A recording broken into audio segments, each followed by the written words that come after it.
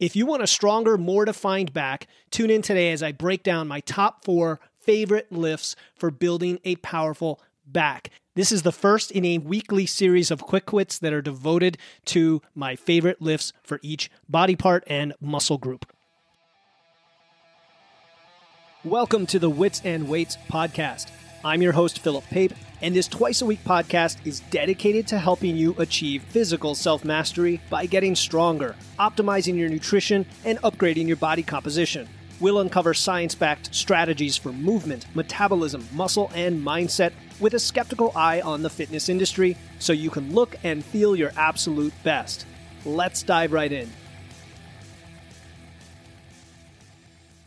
Welcome back to another Quick Wits, the place where we get straight to the point about fitness.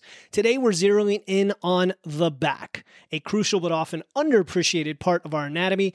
I'm starting here with a weekly drop of our Quick Wits episodes devoted to lifting. I've had a lot of demand and requests for covering my favorite lifts, and I thought I would sprinkle them by body part or muscle group once a week in between the other quick wits. And I'm starting with the back because it's my personal favorite. It's the part of my body that I'm most proud of, and I think I have a slight genetic advantage compared to the rest of my body for whatever reason.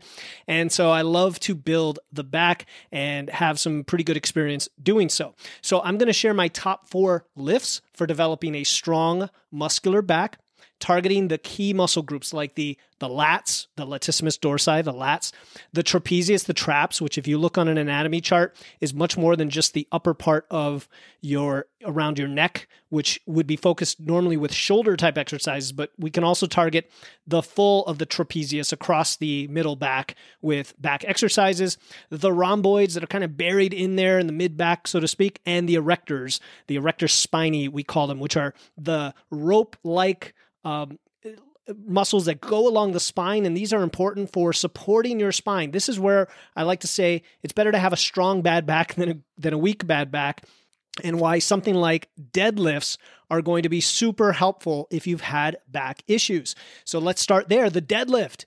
It's not just a back exercise. It's a full body movement. It's one of the kings of compound lifts, but the benefits for your back are undeniable. Deadlifts engage the entire posterior chain, including the lower and upper back muscles, the erectors, because they are stabilizing the movement through an isometric contraction, lifting very heavy loads.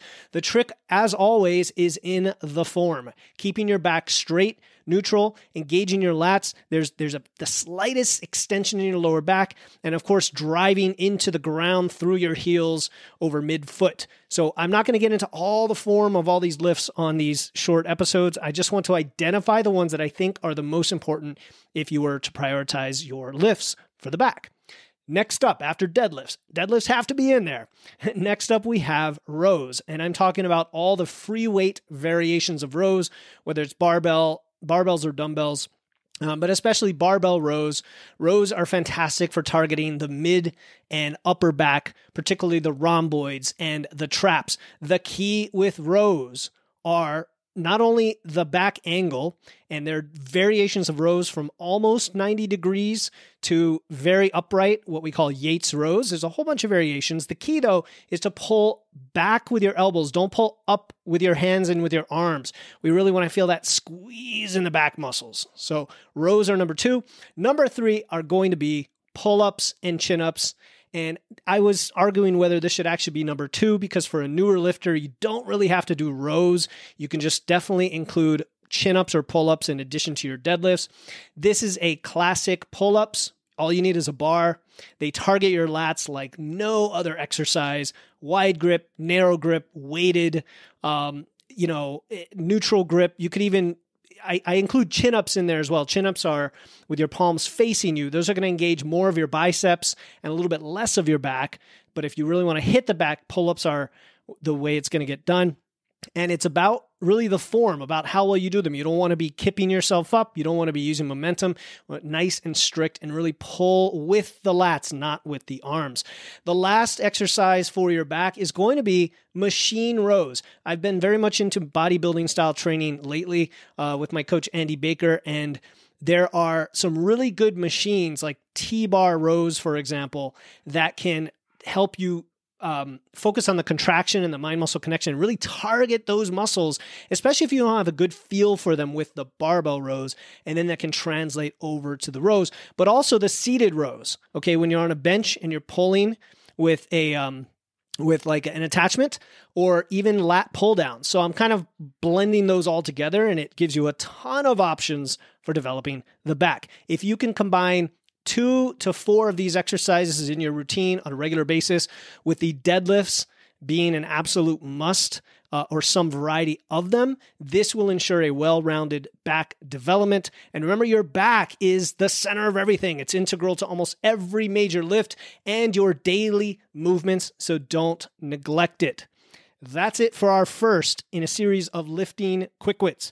Think of your back as the foundation of your body's temple, strong, sturdy, and capable. And until next time, keep lifting and stay strong.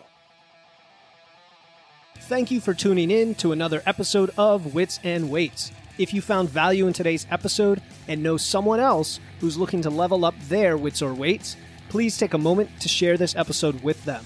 And make sure to hit the follow button in your podcast platform right now to catch the next episode. Until then, stay strong.